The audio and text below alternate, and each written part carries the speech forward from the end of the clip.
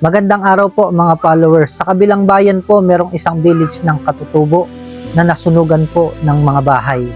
70 na pamilyang Katutubo nawalan po ng bahay at sariling tahanan. Marami pong mga batang Katutubo ang nawalan po ng sariling mga damit.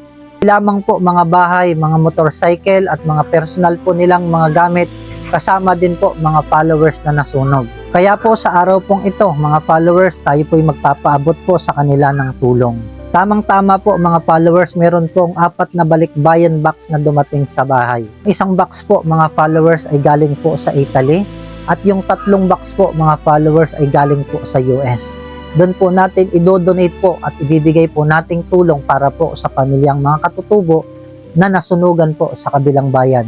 Kaya ngayong oras po mga followers, uumpisahan na po namin mag-impake at idadala na po namin yung tulong para po sa kanila. Kaya nagpapasalamat po ako kay Ma'am Milet at kay Ma'am Marie na nagpadala po ng balikbayan box galing Italy. At syempre nagpapasalamat din po ako sa 3 kahon na pinadala po ni Ma'am Angie na galing po sa US. 4 na kahon po mga followers ay naglalaman po ng mga damit. May mga sapatos, may mga kumot. Kaya po ito mga followers ay ibibigay po natin sa pamilyang mga Katutubo na nasunugan po doon sa kabilang village.